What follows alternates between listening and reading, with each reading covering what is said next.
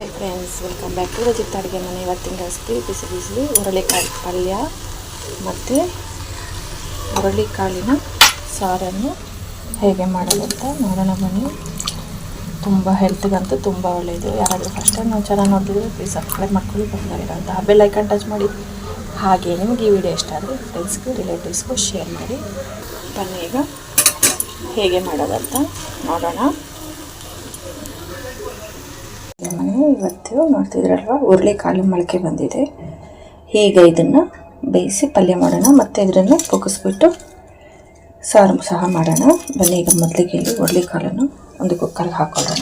ಕುಕ್ಕರ್ಗೆ ಹಾಕ್ಕೊಂಡು ಮತ್ತು ಸ್ವಲ್ಪ ನೀರು ಹಾಕ್ಕೊಂಡು ಬೇಯಿಸ್ಕೊಳ್ಳೋಣ.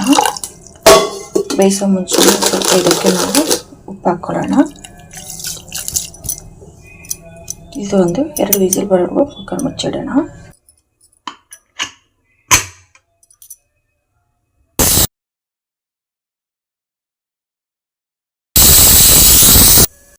ಇದು ಕಾಳು ಪಲ್ಯಕ್ಕೋಸ್ಕರ ಹಚ್ಚಿಟ್ಕೊಂಡಿದ್ದೀನಿ. ಈ ಥರ ಸಣ್ಣಕ್ಕೆ ಈರುಳ್ಳಿ ಮತ್ತು ಸಣ್ಣಕ್ಕೆ ಹಚ್ಚಿರೋಂಥ ಹಸಿಮೆಣಸಿನ್ಕಾಯಿ, ಮತ್ತು ಇಲ್ಲಿ ಮಿಕ್ಸಿಗೆ ರುಬ್ಕೊಳ್ಳೋಣ. ಸಾರಿಗೋಸ್ಕರ ಒಂದು ಅರ್ಧ ಈರುಳ್ಳಿ, ಒಂದು ಟೊಮ್ಯಾಟೊ, ಒಂದು ಇಡೀ ಕೊಬ್ಬರಿ ಮತ್ತು ಒಂಚೂರು ಹುಣಸೆಹಣ್ಣು. ಇದರ ಜೊತೆಗೆ ನಾನೀಗ ಒಂದು ಸ್ವಲ್ಪ ಹುಳಿ ನೋಡ್ತಿದ್ದೀರಲ್ಲ, ಪ್ರೆಷರ್ ಹೋಗಬೇಕು.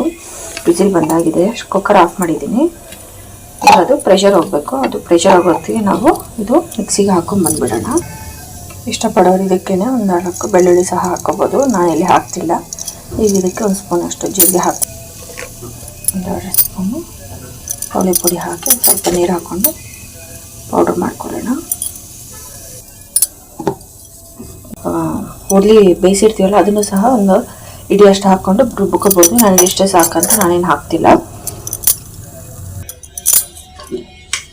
ಈಗ ನೋಡಿ ಪೌಡ್ರು. ಈಗ ಇದನ್ನು ಬಗ್ಗಿಸ್ಕೊಳ್ಳೋಣ. ನೀರು ಬಗ್ಗಿಸಿ ಪಲ್ಯ ಬೇರೆ ಸಾರು ಬೇರೆ ಮಾಡ್ಕೊಳ್ಳೋಣ.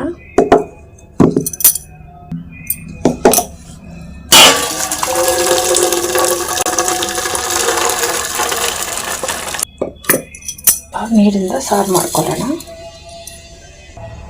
ಬಗ್ಸಿರೋ ಸಾರಿಗೆ ಮಸಾಲೆಯನ್ನು ಆ್ಯಡ್ ಮಾಡ್ಕೊಳ್ಳೋಣ. ನೀರಿಗೆ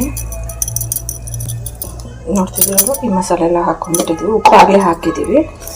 ಈಗ ಇದನ್ನು ಸ್ಟವ್ ಮೇಲೆ ಇಟ್ಕೊಂಡು ಹುರುಳಿ ಸಾರು ರೆಡಿ ಆದಂಗೆ ಕುದ್ದು ಬಿಟ್ಟರೆ ಒಂಚೂರು ಒಗ್ಗರಣೆ ಹಾಕ್ಕೊಂಡ್ಬಿಡೋಣ.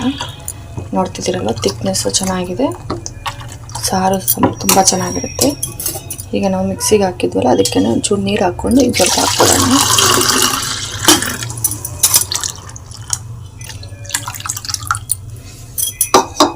ಕುದೀತಿದ್ದಲ್ಲ, ಈಗ ಒಂದು ಸ್ವಲ್ಪ ಚಿಟಿಕೆ ಬೆಲ್ಲ ಹಾಕ್ಕೊಳ್ಳೋಣ.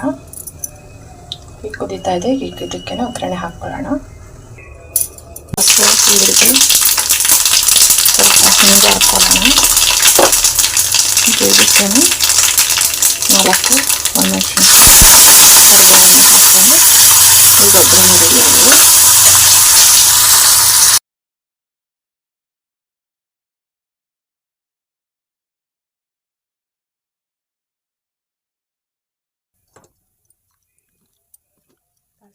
ಆಗಿದೆ. ಈಗ ಇದೇ ಬಾಂಡೆಗೆ ಕಾಳು ಪಲ್ಯ ಒಗ್ಗರಣೆ ಹಾಕ್ಕೊಳ್ಳೋಣ. ಎಣ್ಣೆ ಹಾಕ್ಕೊಂಡು ಒಗ್ಗರಣೆ ಹಾಕ್ಕೊಳ್ಳೋಣ. ಸಾಸಿವೆ ಜೀರಿಗೆ ಹಾಕ್ಕೊಂಡು ಒಂಚೂರು ಹಿಂಗು,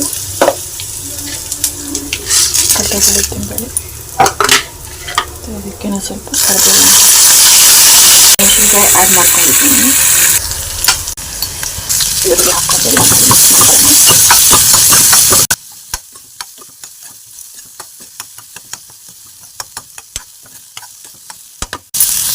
2 ನಿಮಿಷ ಬಿಟ್ಟು ಬೇಯಿಸಿರೋ ಸಾರು ಹಾಗೆ ಹೋಳಿಗೆ ಉಪ್ಪು ಹಾಕಿದ್ವರ ನಾವು. ಈಗ ಇದಕ್ಕೆ ಒಂಚೂರು ಉಪ್ಪು ಹಾಕ್ಕೊಂಡು ಮಿಕ್ಸ್ ಮಾಡ್ಕೊಳ್ಳೋಣ. ಎಲ್ಲ ಮಿಕ್ಸ್ ಮಾಡಿದ್ವಿ ಆಲ್ರೆಡಿ.